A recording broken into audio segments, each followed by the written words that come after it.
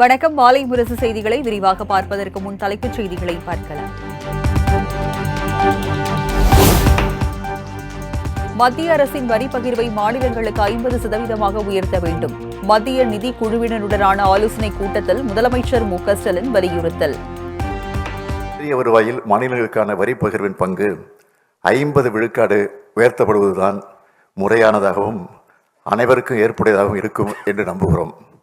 இவ்வாறு 50 விழுக்காடு பங்கீடு வழங்கப்பட்டால் மட்டுமே மாநிலங்கள் தங்களுடைய தேவைகளுக்கேற்ப வளர்ச்சி திட்டங்களை செயல்படுத்தி நிதி மேலாண்மையில் உரிய சுயாட்சியுடன் செயல்பட இயலும்.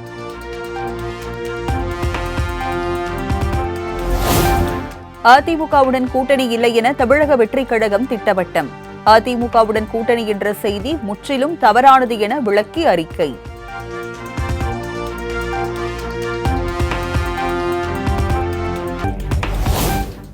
நடிகர் விஜயின் தமிழக வெற்றிக் கழகத்தின் கூட்டணி தொடர்பாக அதிமுக எந்த முடிவும் எடுக்கவில்லை. அதிமுக முன்னாள் அமைச்சர் பொன்னையன் பேட்டி. இல்லை, அப்படி ஒரு நிகழ்வு நடக்கவே இல்லை, அது தவறான செய்தி. அடுத்து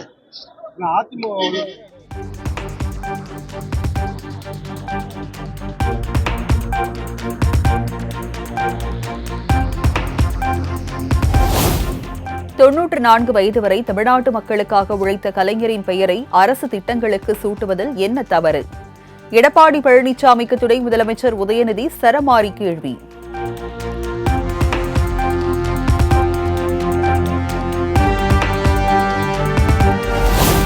துணை முதலமைச்சர் உதயநிதிக்கு நாவடக்கம் தேவை என அதிமுக முன்னாள் அமைச்சர் ஜெயக்குமார் கண்டனம்.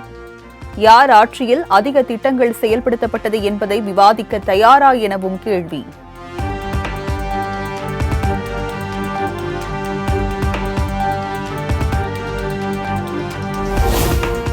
திமுகவும் பாஜகவுக்கும் இடையே கள்ள உறவு அல்ல, நேரடியான கூட்டணி.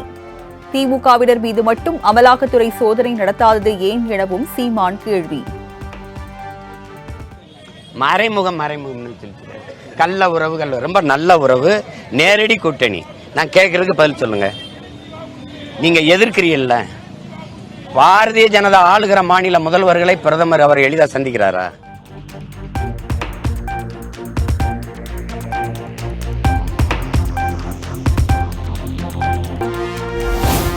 சில்வர் பேப்பர் மற்றும் பிளாஸ்டிக் கவரில் உணவு பார்சல் செய்தால் 5000 ரூபாய் அபராதம் விதிக்கப்படும். சம்பந்தப்பட்ட கடையின் உரிமம் ரத்து செய்யப்படும் என்றும் தமிழக உணவு பாதுகாப்புத்துறை எச்சரிக்கை.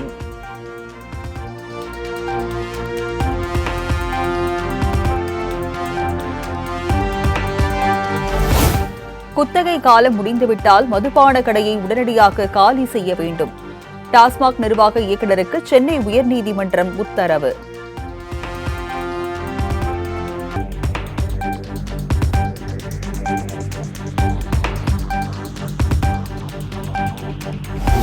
மாணவர்களின் கிராஃப் சர்வே பணியை அரசியல் கட்சிகள் தவறாக சித்தரித்து அரசியலாக்குகின்றனர். டிஜிட்டல் கிராஃப் சர்வே பணி விவகாரத்தில் வேளாண் துறை அமைச்சர் எம்.ஆர்.கே. பன்னீர்செல்வம் பேட்டி. மாணவர்களுக்கு அது ஒரு பயிற்சி, பிற்காலத்தில் இது நல்ல ஒரு பயிற்சியாக செய்யக்கூடிய ஒரு வாய்ப்பு. இது அரசியல் செய்கின்றவர்கள் எதை செஞ்சாலும் குறை, குடிஞ்சாலும் குறை, நிமிந்தாலும் குறை, ஏன் செய்யலைங்கிற இதே வாய் ஏன் சர்வே சரியில்லை, ஏன் சர்வே எடுக்கல என்று இதே வாய் சொல்லும்.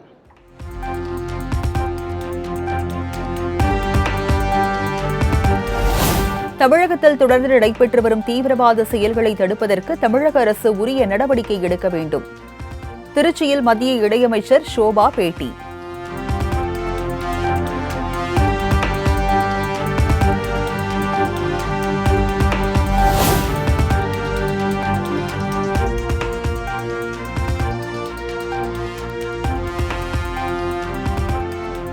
தமிழகத்திற்கு மாற்றாந்தாய் மனப்பான்மையுடன் நிதி ஒதுக்கி வருகிறது மத்திய அரசு.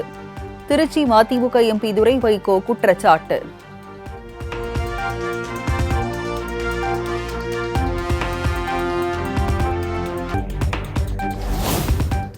கோவை விமான நிலையத்தில் காங்கிரஸ் நிர்வாகிகள் இடையே கோஷ்டி மோதல். அடிக்க பாய்ந்து எல்லை மீறிய ஆபாச வார்த்தைகளால் பரபரப்பு.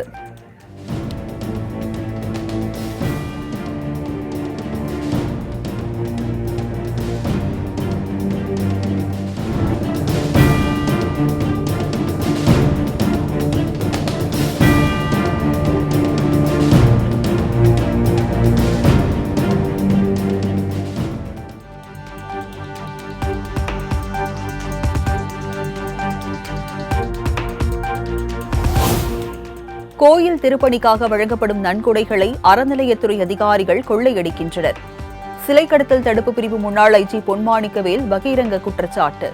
தனியா வெளியே வேணும்னே எடுத்து நாங்க கோயில் கணக்கெல்லாம் பாக்குறோம்னு சொல்லி 228 கோடி ரூபாய் போடுறாங்க. இந்த கவர்மெண்ட்ல, பழைய கவர்மெண்ட்ல 220 கோடி ரூபாய் போடுறாங்க. எவ்வளவு பெரிய அட்டூழியம், உச்சக்கட்டம். இப்ப தனி மனிதன் ஃப்ராடு பண்ணா ஜெயிலுக்கு, தனி மனிதன் ஏதாவது தப்பு பண்ணா புடிச்சு உள்ள புடிச்சு போடுறீங்க. அரசாங்கம் குற்றவாளியா இருந்தா எங்க போடுறது? அரசாங்கத்தை கலைக்க தான் செய்ய முடியும்.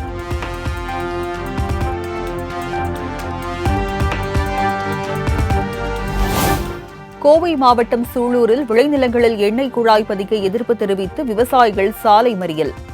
தடையை மீறி போராட்டத்தில் ஈடுபட்ட பெண்கள் உள்ளிட்டோரை குண்டுகட்டாக கைது செய்தது காவல்துறை.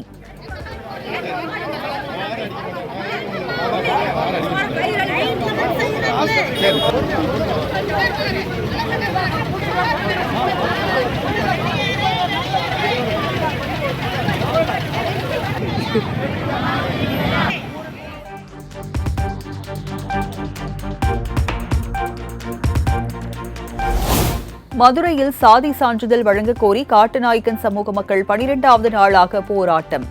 பள்ளி மாணவர்கள் 100க்கும் மேற்பட்டோர் கண்களில் கருப்பு துணி கட்டி கவன ஈர்ப்பு ஆர்ப்பாட்டத்தில் ஈடுபட்டதால் பரபரப்பு.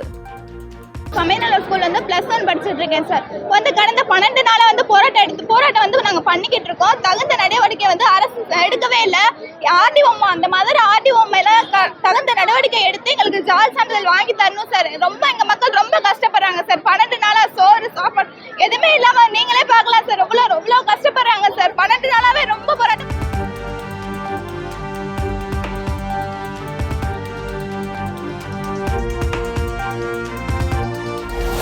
தேனி அருகே இளைஞர் தூக்கிட்டு தற்கொலை செய்து கொண்ட பரிதாபம்.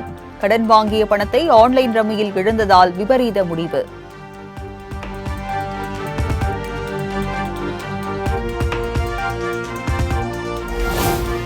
சென்னை ராயபுரம் தனியார் மேல்நிலைப் பள்ளி முதல்வரை கண்டித்து பள்ளி ஆசிரியர்கள் உள்ளிருப்பு போராட்டம். ஆசிரியர்களை தரக்குறைவாக பேசுவதும் வகுப்பறையில் நின்று கொண்டே பாடம் எடுக்க வேண்டும் என கட்டாயப்படுத்துவதுமாக புகார்.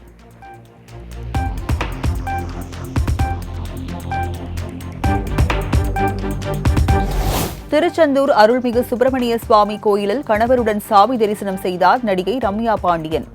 கோயிலுக்கு வந்த நடிகர் சூரியுடன் செல்ஃபி எடுத்து மகிழ்ச்சி.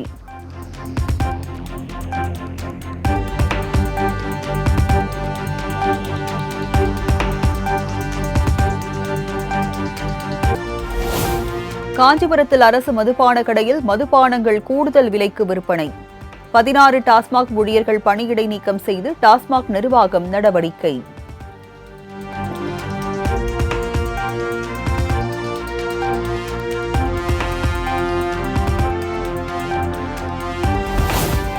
தமிழகம், மேற்கு வங்கம், கர்நாடகா உள்ளிட்ட 7 மாநிலங்களில் மார்டின் தொடர்புடைய இடங்களில் அமலாக்கத்துறை அதிரடி சோதனை. 22க்கும் மேற்பட்ட இடங்களில் நடைபெற்ற ரெய்டில் 12 கோடி ரூபாய் ரொக்கம், முக்கிய ஆவணங்கள் கைப்பற்றப்பட்டதாக தகவல்.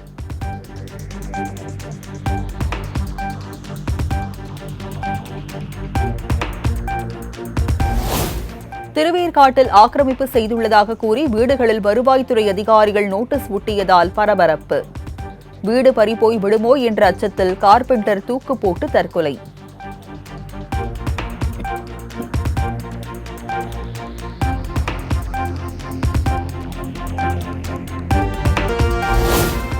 புதுக்கோட்டை, திருப்பத்தூர், மயிலாடுதுறை உள்ளிட்ட மாவட்டங்களில் கொட்டி தீர்த்த கனமழையால் சாலைகளில் வெள்ளம். வீடுகள் மற்றும் கடைகளுக்குள் தண்ணீர் புகுந்ததால் பொதுமக்கள் அவதி.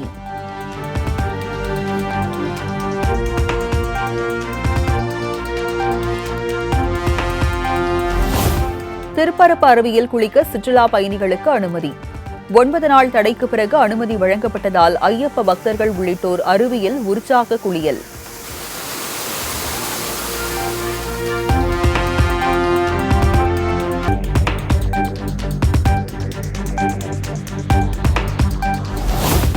நாளை மறுநாள் சட்டப்பேரவை தேர்தல் நடைபெறும் மகாராஷ்டிராவில் மாலை 6 மணியுடன் பிரச்சாரம் நிறைவு. மொத்தம் 288 தொகுதிகளுக்கும் புதன்கிழமை ஒரே கட்டமாக தேர்தல் நடைபெறுகிறது.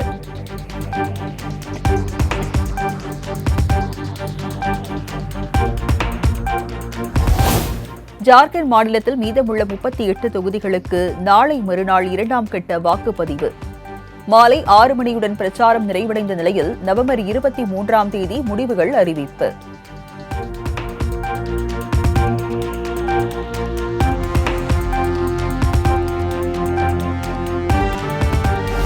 நாடாளுமன்ற குளிர்கால கூட்டத்தொடரிலேயே ஒரே நாடு ஒரே தேர்தல் அறிக்கை தாக்கல் செய்யப்படலாம் என மத்திய அமைச்சர் கிரண் ரிஜிஜு தகவல். நாட்டின் வளர்ச்சிக்கு 5 ஆண்டுகளுக்கு ஒருமுறை மட்டுமே தேர்தல் நடத்தப்பட வேண்டும் என்றும் பேச்சு.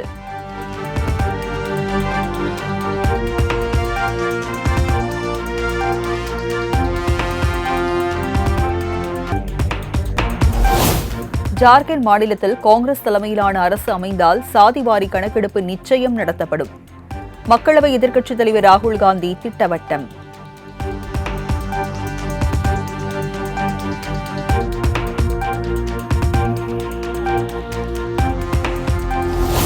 மதத்தின் பெயரால் மக்களை பிளவுபடுத்த முயற்சிக்கிறது மகா விகாஸ் கூட்டணி. அரசியலமைப்பின் மீது அவர்களுக்கு சற்றும் நம்பிக்கை இல்லை என்றும் பாஜக தேசிய தலைவர் JP நட்டா விமர்சனம்.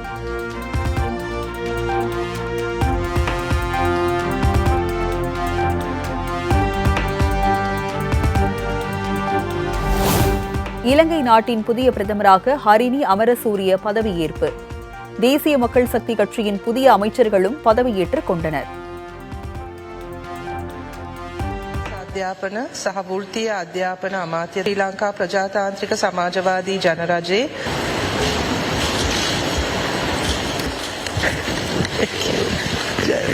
प्रजातांत्रिक समाजवादी जनरजे